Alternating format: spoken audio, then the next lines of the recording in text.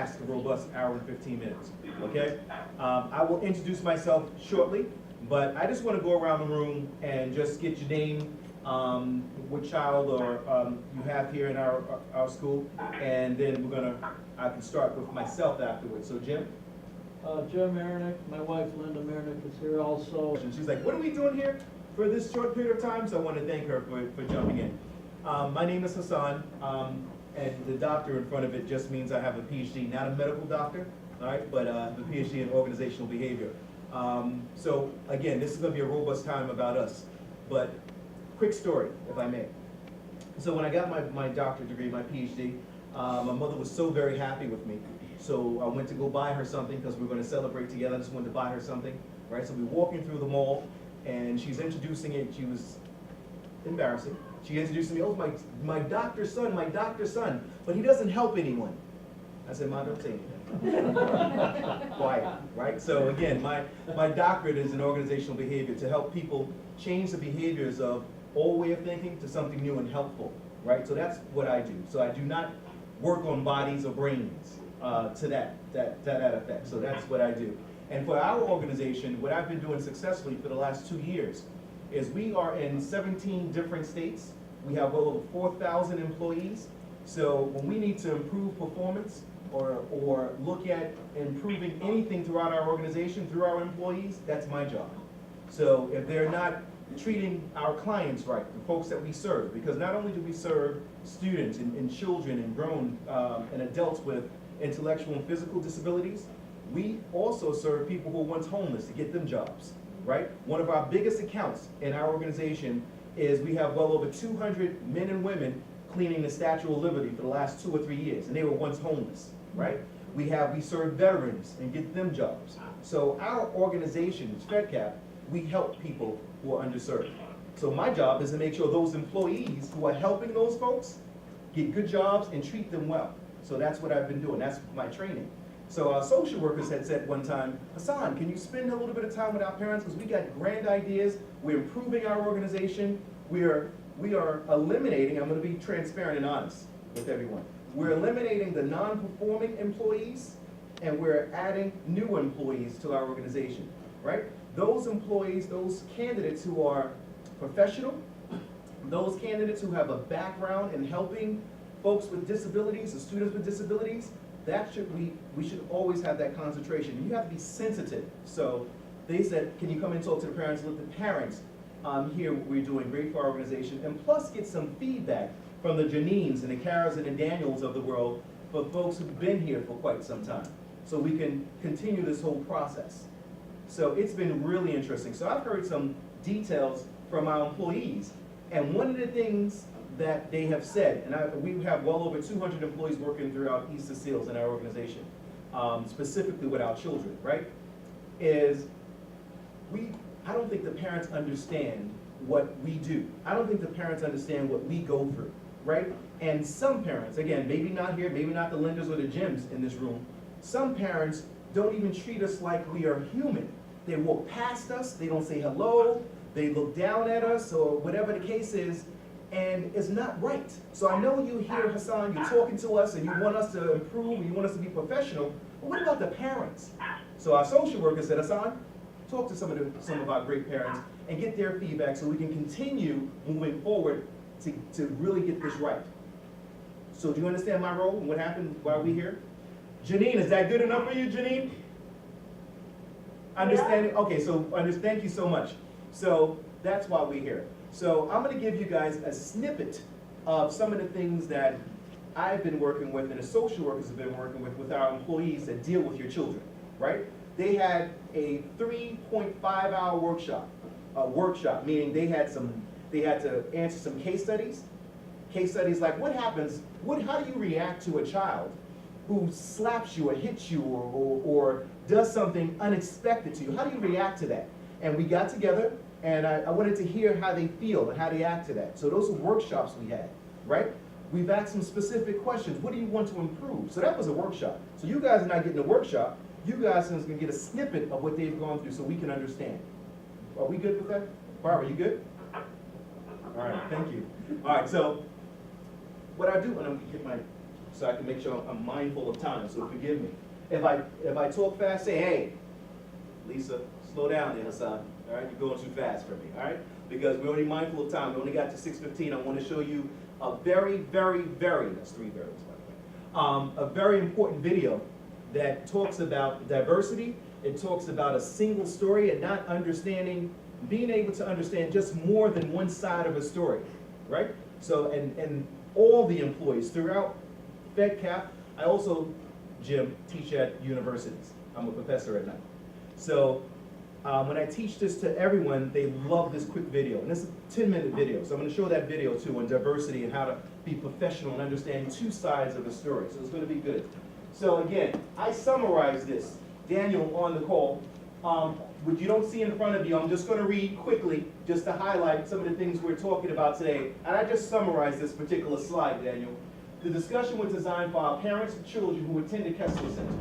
The Kessler Center leadership team and our social workers enlist your help and support as we transform our program into one that's student-centered.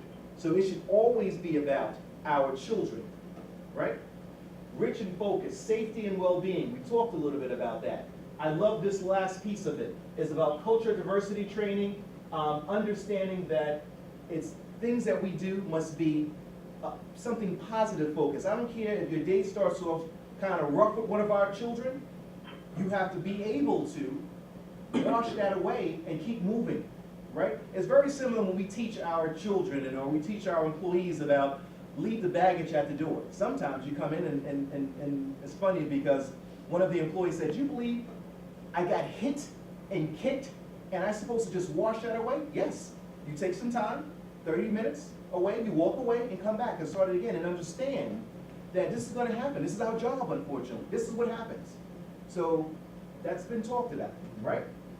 Next slide. Again, this is just some of the pictures of our staff. And again, we want to continuously hire those folks who embrace what we do, not just for a paycheck, right? Not just for a paycheck. So when we're interviewing, and I have a team of recruiters, we have about 4 or 5 recruiters that hire for these roles, and we do something called behavioral interviewing. We want to understand, so we ask Paul a question. We would say, Paul, I'm going to hire you to take care of some of our students, our children at our center. I don't want to know what you do from a resume standpoint. I'm going to ask you some questions based on what I believe your behavior is and see if you answer the correct way. So Paul, I'm going to give you an example, a scenario. We would say to Paul, student did this, and this to you. How do you deal with that? We're looking for body language, right? We're looking for how he responds to that. We're looking to see if he's empathetic to the fact that they have either intellectual or physical disabilities. Because if he doesn't display that in an interview process, I'm going to say, Paul, thank you very much. We'll be talking to you later. And he's not going to get the job, right? So that's important to us, right? So I just want to share that particular piece. And this represents what we have here in our organization, right? So again, our goals, and this is, again, I said the social workers, I said the leadership team. This is just the first snippet of what we're going to be doing going forward. Again, looking at heightened awareness of behaviors in our environment. Consistency. So we're good one day with our kids and then the next day we're not good. That's not consistent, right? We need some consistency, right? Unity and positive reinforcement. So another thing that they say too, at our employees, and we have to be sensitive. They say, well, Hassan, they call me doctor, but I say, call me Hassan.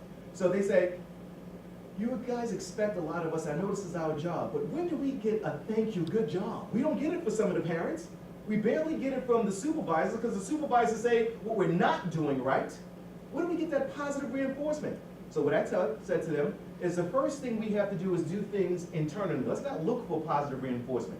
Because if we don't get that positive reinforcement, what then happens? We resort to something bad.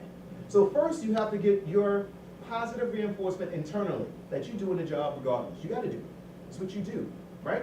Then I'm going to talk to the supervisors, and I had some workshops for the supervisors about positive reinforcement. Noticing good behaviors. When you see something happen to someone who's gotten kicked or hit or screamed at, you walk over to an employee and says, thank you, I know this is your job, and thank you. Thank you for dealing with that. Because we're all adults. We like positive reinforcement too, right? So very important. So when I talk about positive reinforcement, that's what we've been talking about. That's what we've been honing in on, okay? Kara, am I going too fast or you good so far? Did I lose you, Kara? Janine, you there? Yes, I'm here. Thank you, Janine. Hopefully Kara comes back.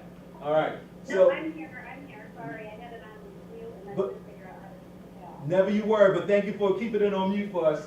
All right, we're just going through the slides before we get to a video. Now, I'm going to leave the video to last, even though it's the best part of my presentation. I like to do it in the middle, but you three can't see the video, right? So I'm going to have our social worker team send you guys the link to the video, and towards the end of this presentation, you guys can just sign off, okay? Okay. Okay. Very important video though, okay? So we'll come back to that shortly. So, accomplishments. One of the things that we're looking at to do is developing awareness about languages and behaviors, understanding different perspectives, and looking to minimize our biases, because another thing that our employees say is that it's not just our parents who don't understand us or don't understand what we do, but it's also in the community, right? We take our kids out and you should see how they look at us and look at our children. I said, this is serenity prayer that most of us who believe in a higher power. God grant me the things that I can change, right? Things I can't change, I can't do anything about. So I said, let's not focus on what society's looking at our kids. Let's just focus on how we react to certain things, right? So again, I hear that often. So that's important, and we'll talk a little bit more about that in the video, which is key, and really understanding the difference with that. And can I tell you these next, and thank you very much for handing out those libations for everyone. These six bullet points in our training that we did, we talked about emotional intelligence, and I'm going to share something quickly with you. And Linda, Lisa, I apologize. When I talked about emotional intelligence, most of the employees didn't know what it is. Some of them who had really college backgrounds and kind of articulate and intelligent, really intelligent. I said, I know what that is. So the difference between emotional intelligence and IQ or intelligence is different. So let's deal with the easy one. So IQ or intelligence is book smarts. We all had folks who were really smart in school, book smarts, but they didn't get along with anyone at all. Anyone at all.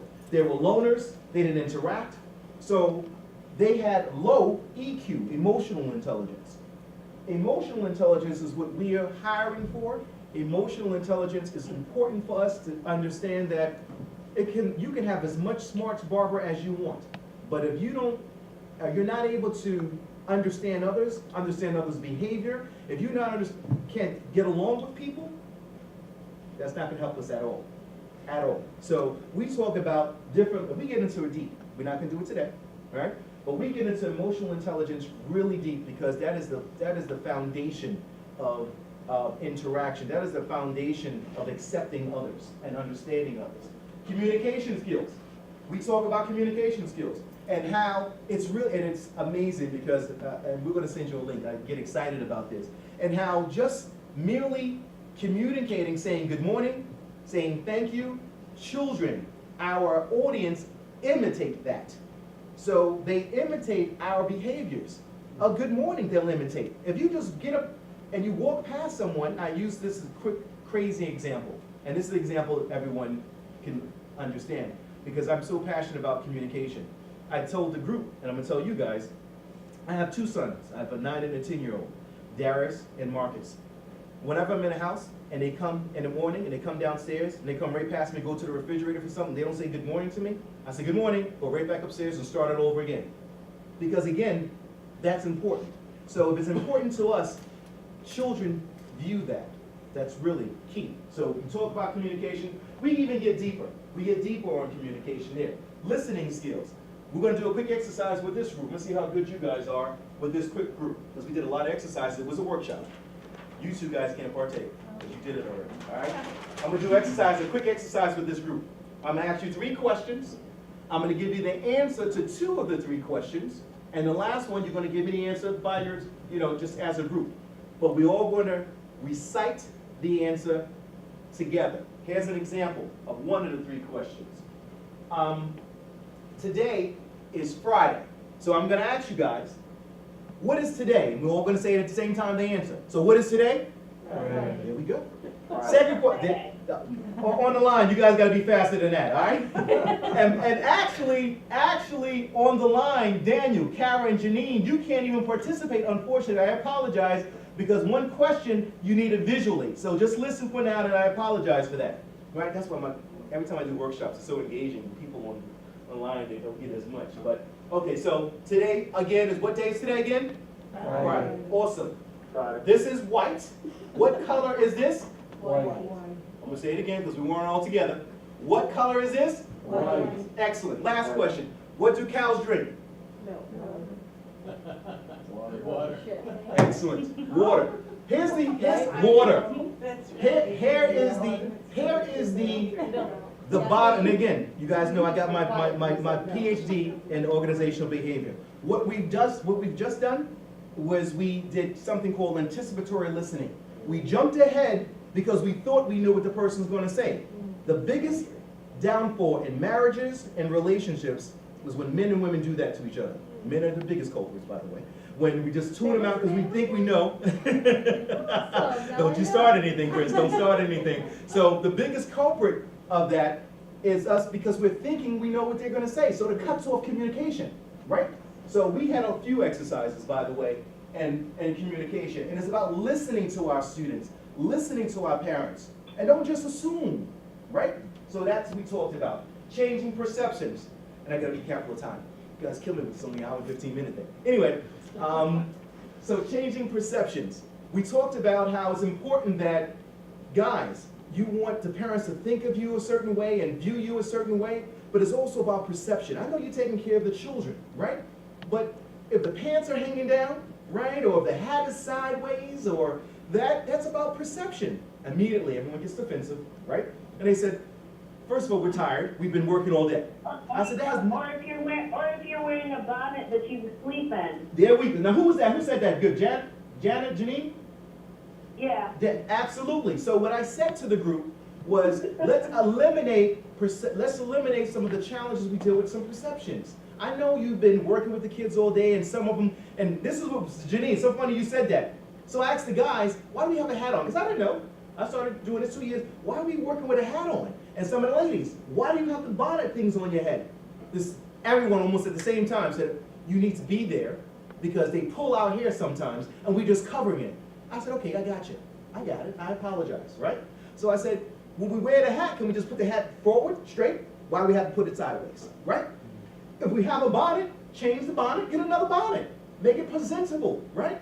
So they said, okay, got it. So that, when we talk about changing perceptions, that's one of the things we talked about when we talk about changing perceptions. Got it? We good? Good. All right. Identifying behaviors. We talked about positive attitudes and solutions driven. What does that mean? That means that every time one of our employees, folks that are taking care of our children, every time there's a problem, come to the management team, go to the parent with a possible solution. Because everybody can identify a problem.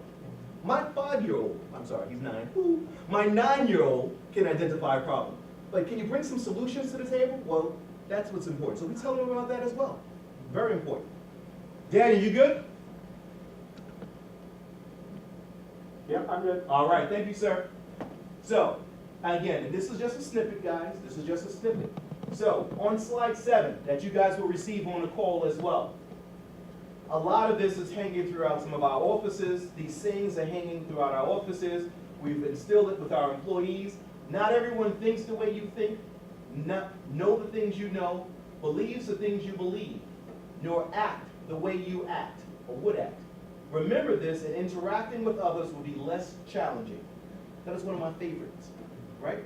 Lower your expectations in some cases so that we can interact better. We all think differently. So it's important for us to understand that. So this is one of the things that we talked a little bit about. On slide 8, this is us. This is who we are. On slide 8 just depicts our children, depicts our employees, the different cultures, the different types of people, what we do. Because all of that in our community make up who we are. If we were just one culture or just one set of skill set, we would not be as diverse as we are today. Very, very important. Right? So we go deeply into the diversity initiatives here. We go deeply into diversity initiatives here. But and different perspectives. We talk a lot about that, but that diversity is key, understanding. And we're not just talking about diversity, and this was amazing too, Joy. Our employees felt diversity was just about color. It's not just about color. It's about education background, it's about where you're from, it's about age, right? That's diversity, very important. Next slide, slide 9, and again, those folks on the line, Daniel, Kara, and Janine, this slide here just talks a little bit about, because at this moment I'm supposed to be showing my single story 15-minute video. But you guys won't get that, you're going to get the link to it, okay? This slide here, slide 9, gives us 5 bullets, and it says that the danger of just understanding one side of a story. What does that mean? Children are impressionable. What we do, how we act, how we walk, and what we say, they what? They emulate. We need to understand that. I don't care if they're intellectual disabilities, physical disabilities, or deemed normal in our society. They all emulate, right? So we talk about that. There are more stories than our own, and it's so funny too, because a few of the employees just felt that, I don't understand how a parent or anyone can judge me, and they're not here all day. Don't they think I judge them when they just leave their children here? I said, but do you understand what they've gone through? Do you understand that they're trying to do the best for their child? So it's important for you to take a step outside of your shoes and try to understand what they're thinking and what happened in their life, and be open. Jump in. Is that employee still working there? No, ma'am. No, ma'am. And you're good, by the way. All right. One of the things here, again, if we're in the third bullet of 5, what we've seen, heard, or read does not always depict the truth about others. We know that as adults, right? So it's really important to understand it. And its example that I used was when our employees go out into society, to the parks, or to bowling, right? And they're looked down upon by others. Don't worry about that, because they don't know about our children. They don't know about our kids. So they got upset. They said, well, why did they put us in a separate corner from everyone else? I said, I need you guys to think differently. What do you mean, doctor? They said, what do you mean, doctor? I said, listen, if you are owner of a bowling alley, and then you have some children with some physical, intellectual disabilities, right? You too would probably put them in an area with themselves until you know them. Now, if you know them, that's a different story. You said you keep them that way. Well, again, until you know them. So that's a business decision. So I need you guys to start thinking outside of the box, right? So very, very important. We talked in detail about certain of these examples that they had, right? Biased people encourage animosity and create barriers to relationship, unity, and growth. Absolutely. When you have a bias, you're not open at all, right?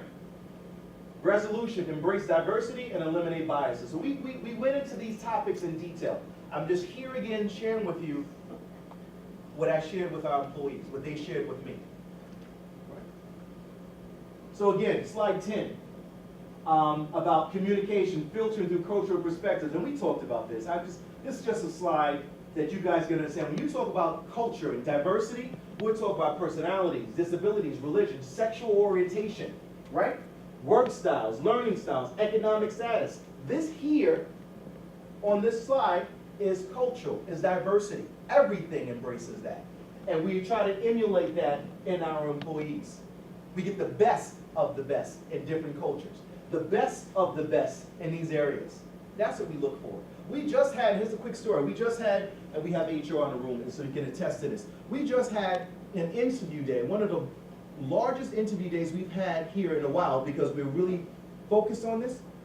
We had a floor traffic of maybe 50 folks for about 50 candidates at home, folks, my bad. 50 candidates for, guess how many positions? 5 to 10 positions. Absolutely fantastic. What does that do? We can pick what we want to pick. We can get the best from that particular group. But we have to get out there in the community to get this first. So we're striving that way. Understood? Cool, thank you. Slide 11, those of you on the phone. Another one of my sayings that I love. When we feel a sense of belonging, it is not because we are the same as everyone else, but because we have we've been accepted as we are, so we feel belong. So this is what our employees were saying, right? I just want to be able to let the parents understand, and my managers understand that I love what I do, right? And they need to understand that I love what I do. I said, got it. Do your job to the best of the ability, and you pray that's going to happen. Don't expect it. Don't wait for it to knock on the door, but that's what's going to happen. Okay? Very, very important. So, that was my last slide, and if you look at the time, at 15 minutes before 6, my presentation was supposed to go, in a room we're going to see it, to 6:15. But I want to take this time before we go into the video to do something I would have done at the end, but this is going to be in for those folks on the line. So, Daniel, Kara, and Janine, just listen to this particular dialogue, and then after this dialogue, you guys can jump off because we're going to do the video. So I'm going to start with my friend Jim, because Jim is obviously a leader, because he came in the room and he put his first and last name on it before everybody else. Yes? I just wanted to let Janine, Kara, and Dan know that I just emailed you guys the link to the YouTube video, so you guys can watch it. Go ahead. And I'll be following up with you probably on Monday. Go ahead. Daniel, Kara, and Janine, you heard that? Yep. Yeah. Yep. That's good. Okay. She's great. Thank you. All right. So Jim, the last piece that we're going to talk about before we get into the video is what I've done with the group, but I'm going to do with you parents in a snippet. Give me something in the last 45 minutes that we've talked about, because we got more, but just 45 minutes that you say, okay, that's interesting, or aha, that's interesting, or or aha. What was it? I think, for the employees to, get a little gratitude from the parents. Go ahead. And we have done that ourselves with the people that watch Alex. We know that Alex is tough to handle sometimes. Go ahead. And we just have to praise these people, Go because ahead. not only do they take care of Alex, but they have to take care of all those other kids, and they do a splendid job. Go ahead, Jim. Go ahead, Jim. And then listen, please put that on video, because they would love to hear that. Well said. Thank you, Jim. Linda, anything you want to add to that? Oh, absolutely. We can see the staff that absolutely loves what they do and is doing their best. You can see it without them saying a word, and we know. Good. You can interact with them and see how they treat the kids. Good. Because remember, we're parents, we are always watching them. That's right. And so we know who is doing an excellent job because they want to. Thank you, Linda. And please keep in mind that one of the things that's important for us is that we're not going to rest on our laurels. You heard that, right? We're going to continuously improve. Everything we do is about improvement. That's another thing we worked in a workshop, right? And not only that, just to let you guys know a little bit additional, is that we're rolling out with the leadership team performance system for our employees. So they're going to be measured performance, written performance. So that's important. Thank you, Linda, for that. Ms. Barber, what you got, Ms. Barber? No comment. Good. Okay. Go ahead, listen. Everything's fine. Thank you. Good. And Good. I always praise the staff when they're with my daughter because they do a good job with her. Excellent. Excellent. Thank you very much. So, can I ask you a question, then, Lisa? Good. So, when you hear stories about folks who, the workers that work, our employees that work with them, with our children, and you hear them say that, I don't understand why we're looked down upon. What do you think? What do you think? What would you say to something like that? I think that they shouldn't be because they're doing a good job. Excellent. And what you're just saying is, don't worry about what is said. Do your job, and hopefully, something else from an external factor will happen. Excellent. That's exactly what I say, Lisa. I want to thank you very much for that. Social work. Anything? I just love the emotional intelligence. I think that it's very easy to see amongst our excellent employees that they definitely have a high emotional intelligence. They're That's right. able to interact with families. They're able to interact with the kids and with providers. And, That's right. so you can definitely see that. That's one of the things that really stick out Thank you. amongst our excellent employees. And just to piggyback off that, we talked about this. That's what we're hiring to. We're not hiring to just a resume anymore. Resumes first. We're hiring to folks who have a strong EQ, emotional intelligence. How do you get along with folks? How do you handle certain things? That's important, right? Jump in. I think one of the biggest things that stood out to me here, but also in our staff training, Mhm. is the solution focus. That's right.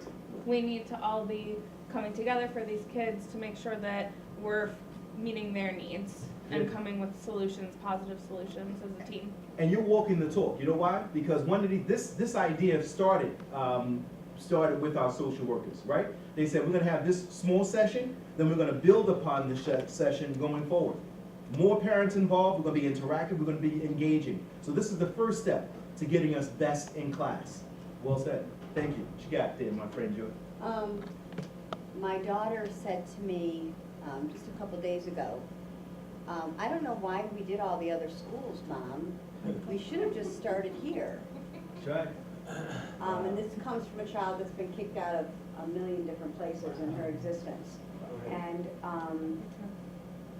her old school Mhm. was not child-centered. It wasn't problem-solving centered. Go ahead. It wasn't a community. Go ahead. The thing that I love the best about Kessler is that it's small, and that you can be a community when you're small, and you can be watching all of your employees as a small community and giving them those positive interactions and feedback. So I think that's fabulous. I think it's sad that we bus our kids because I can't do the good mornings, Yeah. thank you, great job. Good. So that's kind of the sad part of it. But Joy, I'm gonna jump in. I'm gonna say, I wish we had some time with you, Joy, in our workshop. Here's how I challenge you. So you have to bust them in, and you don't see the employees that work with your child. What else could you do? So what I will do myself in the future is get emails of every parent and set up a giving type of a staff appreciation. Go ahead, love it. Well, I didn't expect that. I was I talking about a It's small little easy. email, If but that's everybody- good. If they get an appreciation, Good. small, Good. as Good. anything. Good. I think that if a parent does that once every 2 weeks and everybody keeps on that path, I run a staff of a similar diverse population Go ahead, of Joy. people that have a hard job, and that means the most to them. Go ahead, Joy. Just being appreciated. And like I said, I just wish we had more time. But anyway, I don't want us to forget that even as adults, we need positive reinforcement. Husbands, wives, boyfriends, girlfriends, I don't care what relationship you're in, right? We need that reinforcement. Very important. But Go ahead. really, the last thing I would want to say is it saddens me to think that your staff doesn't think that we know what they deal with. And keep in mind, not everyone, No. not everyone, they Yeah, say but some, not everyone. some. If Go ahead. parents don't tell those teachers, Mhm. then it's on them. You know what I mean? Well Because said. my teachers know exactly what my child's not doing. Very good, so. very good. Thank you so much. Enjoyed, well said. Miss Chris, what you got? Well, I love what Joy said. What jumped out at me is that I might be guilty of the anticipating, Go ahead, listening. kind of listening. Mhm. Yeah, Good. I kind of might be guilty. And her husband Paul said that occasionally. I kinda might be guilty Paul, you gotta of go that. home with her, be nice, all right? So I will work on that. Good. I will say that the days that Elijah does not get bused here Good. is almost every day. Okay, And I drive him in. Mhm. I love that they all know who he is.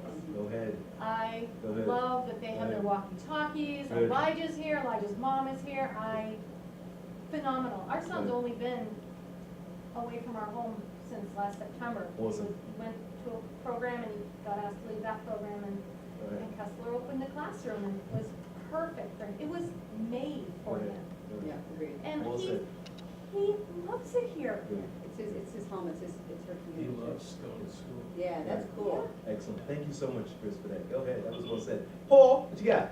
Well, he's only been here since February, and Uh-huh. I've been thrilled. We actually rave about Kessler and Easter Seal to anyone that'll listen. Mhm. Because people ask, what's Elijah doing now? How's it Okay. going? Yeah, agreed. And I find very encouraging as a parent, the smart hiring, I think you call it. Yes. You know, the EQ thing. Yes. It's encouraging, because you're going for the best of the best. You're not just, it would be easy to just be very resume bound and look for credentials that way, but by this other way, you're screening for the best of the best. It's very encouraging. Wow. And that's gonna be part of why you have and will have a great, one of the best staffs in Good. the industry, probably. Good, good. And well said, Paul, but Paul said something and obviously with your intellect, you obviously know a little bit about that. Smart hiring, specific, measurable, attainable, realistic, and timely. Well done. We go into that as well. Yeah, okay. Good stuff. Yeah. Thank you, Paul. Daniel, you still on the call? Yes, I am. All right, Daniel, give us your takeaway before you drop off, please, sir. I'm with the other parents. I think it's very easy to get into this mode, especially since the children aren't living with us, to forget that it's just as difficult, if not more difficult, for somebody to come into a situation with a child that they maybe don't know well, and understand what to do or how the child, reacts to certain situations.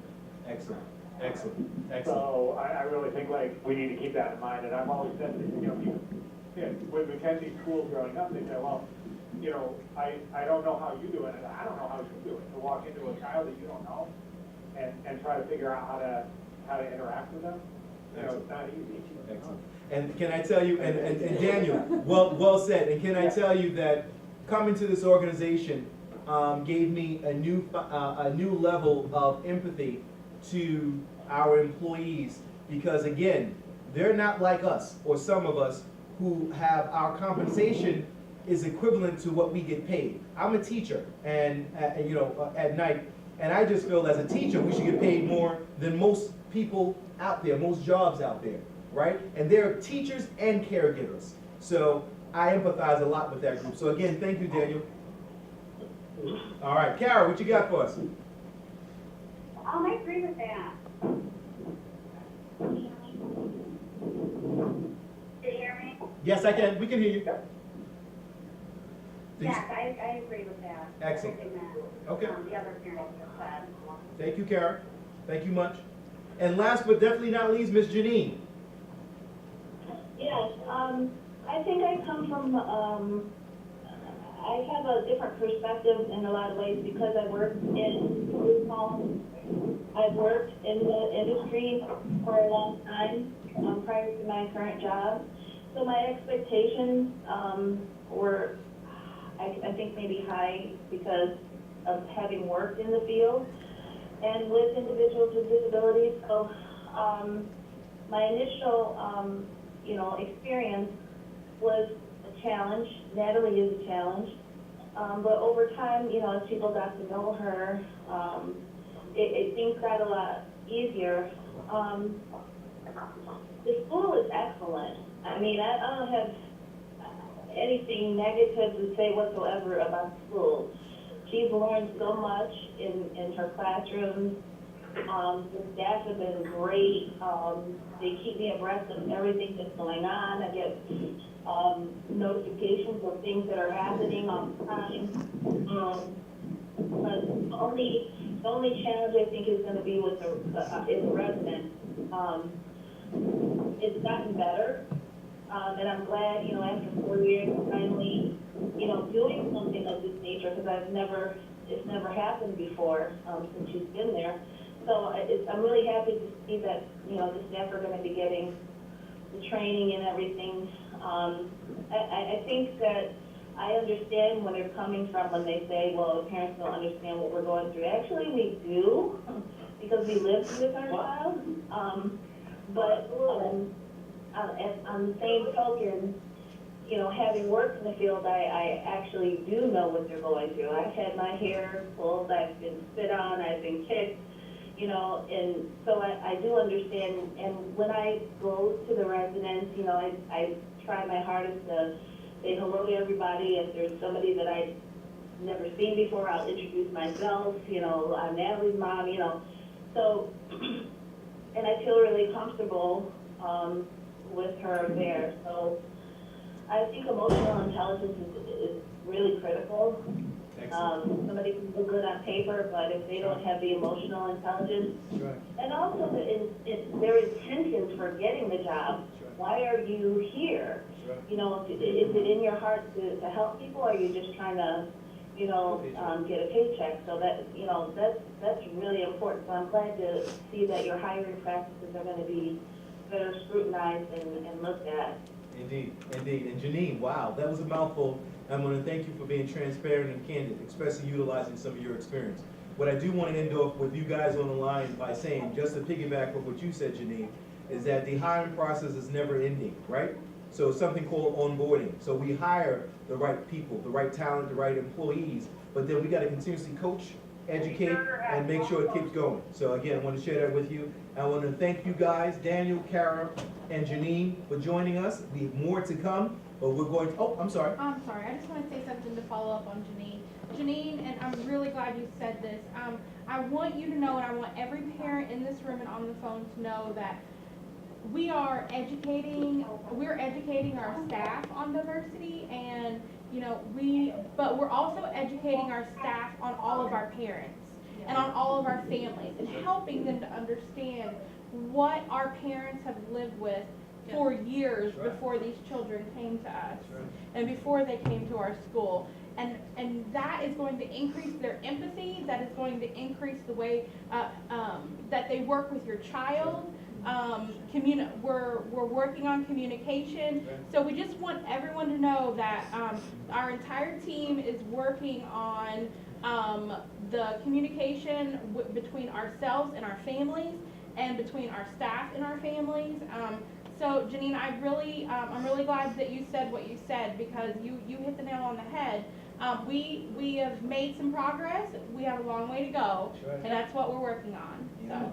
Thank you so much. Wow, that was good. Great. So again, Janine, Karen, Daniel, want to thank you guys for joining the call. Please, please, please, I beseech you to take a look at that link that we're getting ready to take a look at right now. You will hear more from our social workers and our school about next steps to this, because this is the first step to many more great things happening, okay? Okay, thank you. Take it easy, guys. Thank Bye-bye. you. Thank you. Thank you. Bye-bye. Bye. All right, so we're going to take a few minutes to watch, again, a little less than 15-minute video. Again, this is called A Single Story. This has been looked at from a lot of non-for-profits, for-profits, and definitely academia. And I felt that it adds tremendous value. Our employees have said the same thing as well. You all ready to rock and roll, Mr. HR? Looking a little funny there, man. Looking a little funny. What's happening? I had never seen this screen before. It's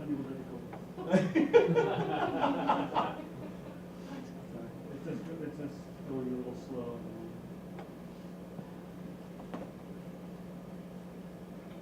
Well, listen, I wanted to know, because if you weren't here, I don't know what I would do. There we go. We need to get some t-shirts. We got about that. We're working on it. Kessler t-shirts. We do. We're working on it. You're right, Joy.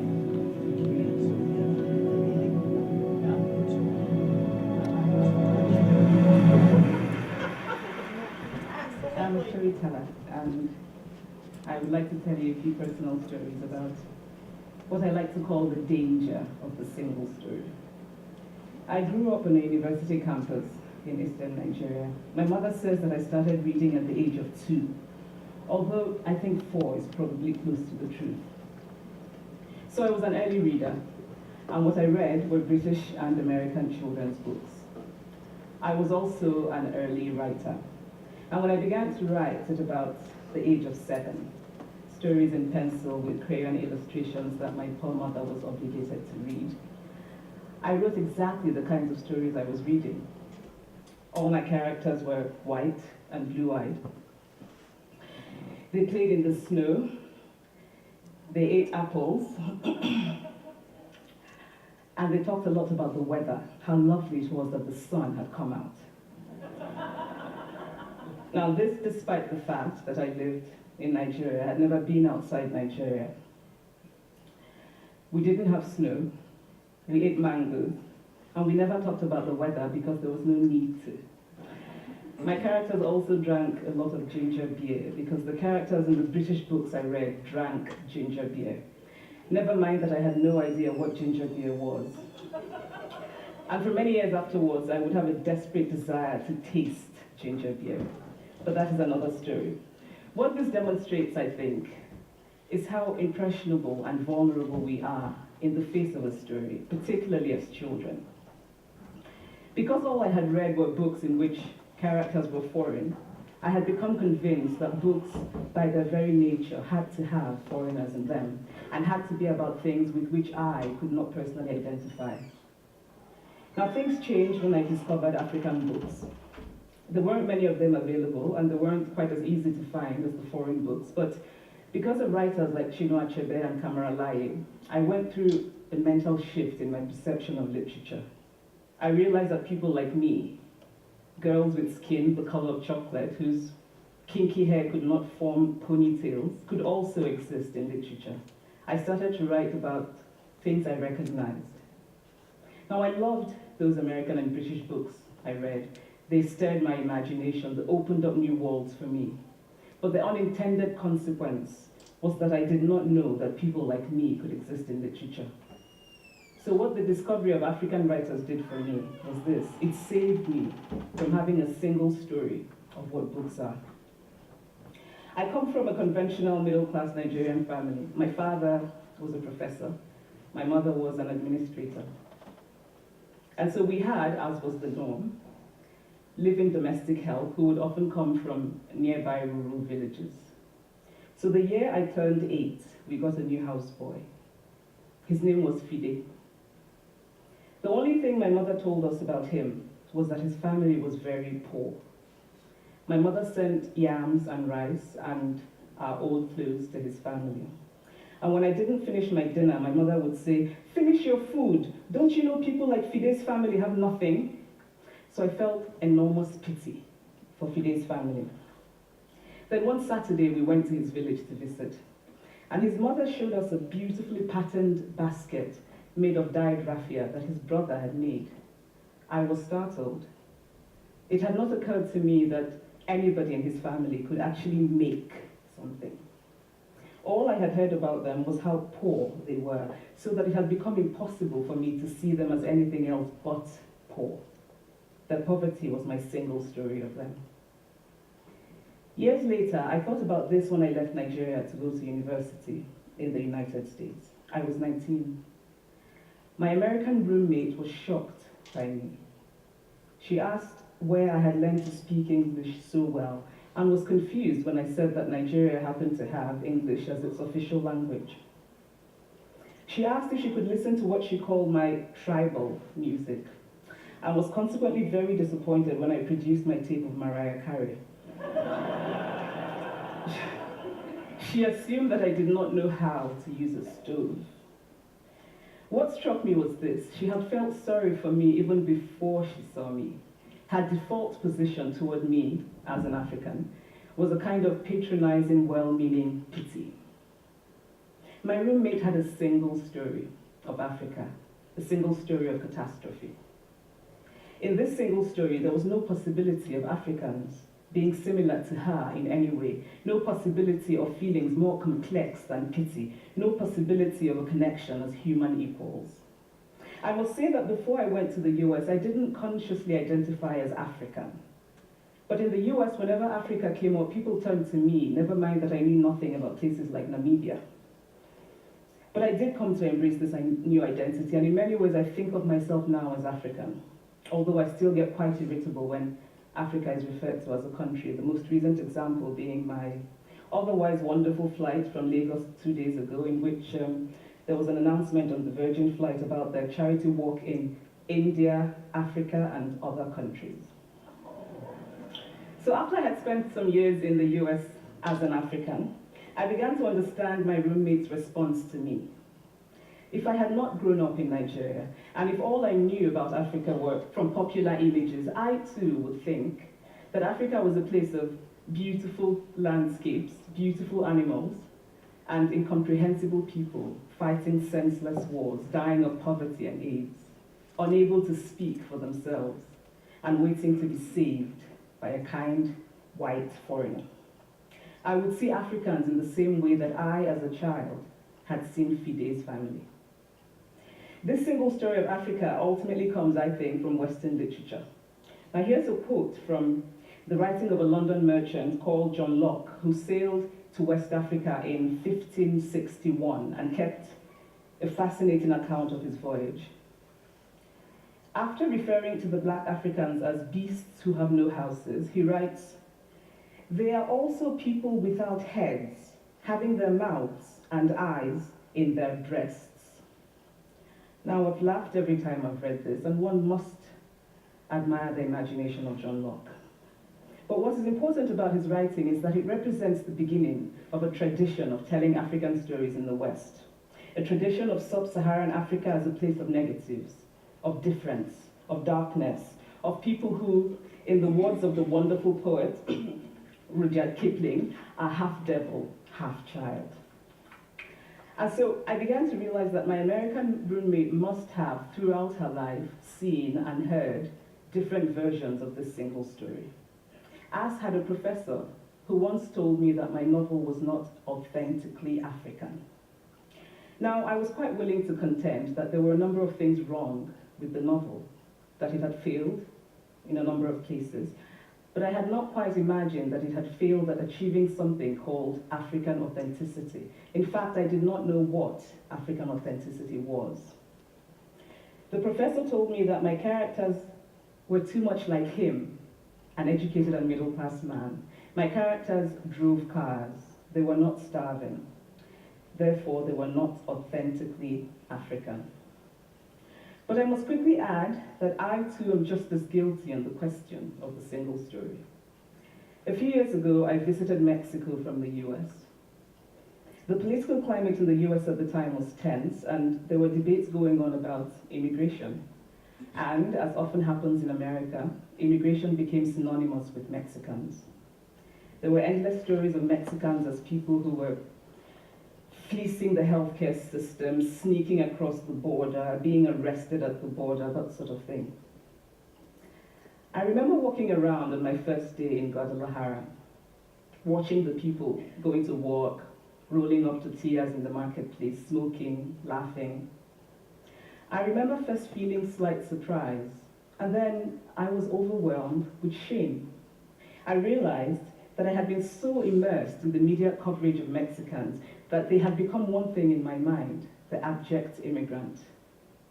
I had bought into the single story of Mexicans, and I could not have been more ashamed of myself. So that is how to create a single story. Show a people as one thing, as only one thing, over and over again, and that is what they become. It is impossible to talk about the single story without talking about power. There is a word, an Igbo word, that I think about whenever I think about the power structures of the world, and it is nkali. It's a noun that loosely translates to be greater than another. Like our economic and political walls, stories too are defined by the principle of nkali. How they are told, who tells them, when they are told, how many stories are told, are really dependent on power. Power is the ability not just to tell the story of another person, but to make it the definitive story of that person. The Palestinian poet Mourid Barghouti writes that if you want to dispossess a people, the simplest way to do it is to tell their story and to start with secondly. Start the story with the arrows of the Native Americans and not with the arrival of the British, and you have an entirely different story. Start the story with the failure of the African state and not with the colonial creation of the African state, and you have an entirely different story. I recently spoke at a university where a student told me that it was such a shame that Nigerian men were physical abusers like the father character in my novel. I told him that I had just read a novel called American Psycho, and that it was such a shame that young Americans were serial murderers. Now,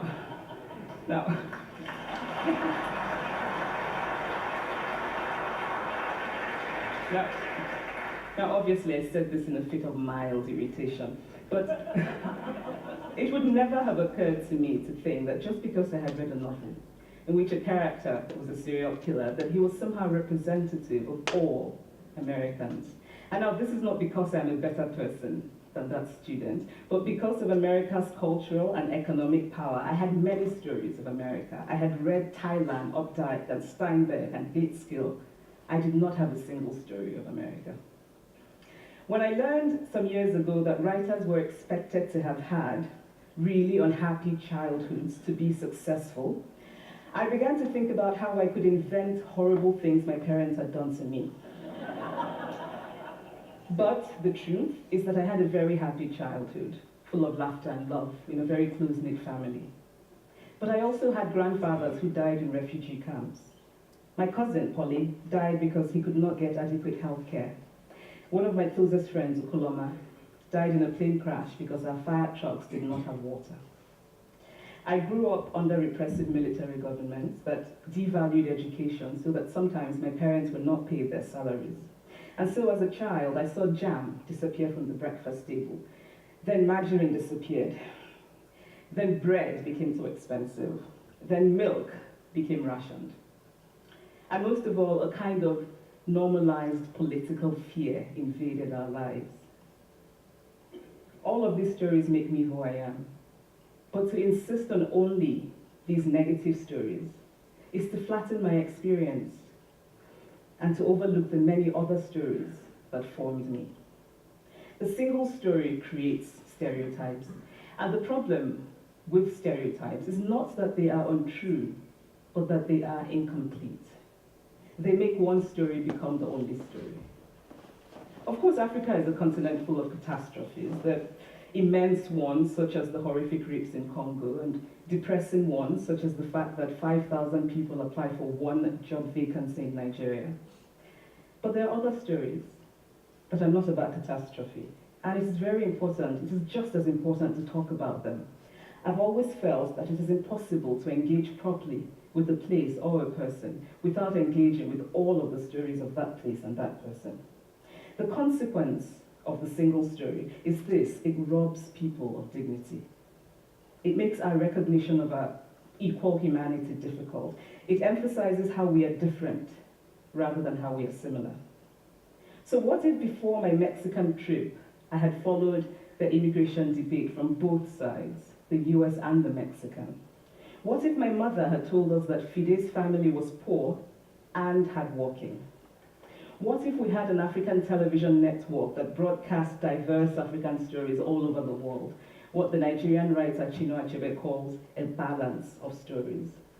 What if my roommate knew about my Nigerian publisher, Mukhtar Bakare, a remarkable man who left his job in a bank to follow his dream and start a publishing house?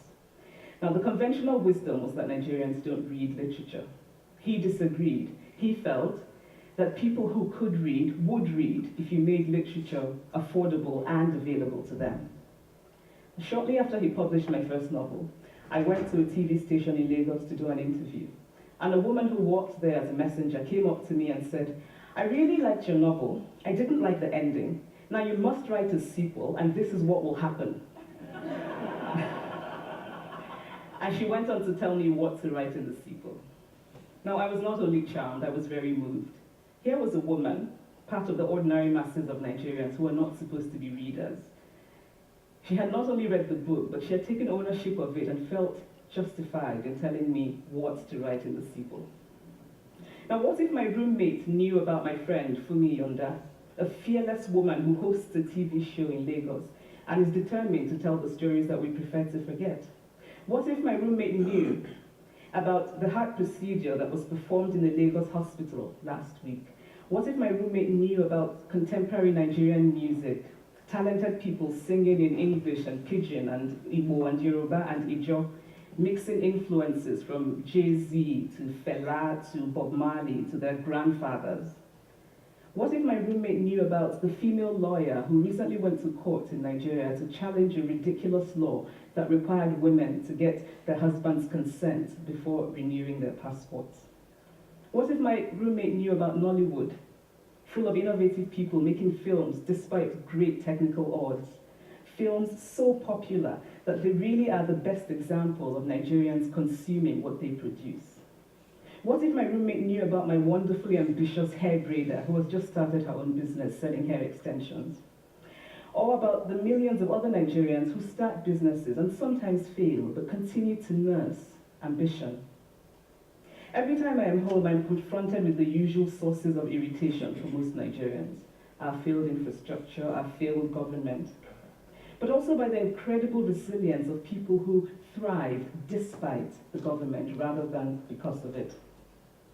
I teach writing workshops in Lagos every summer, and it is amazing to me how many people apply, how many people are eager to write, to tell stories.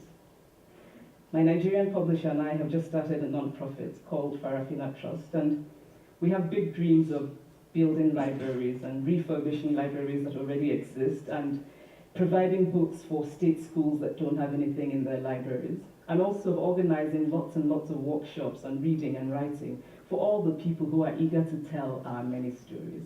Stories matter. Many stories matter. Stories have been used to dispossess and to malign, but stories can also be used to empower and to humanize. Stories can break the dignity of the people, but stories can also repair that broken dignity.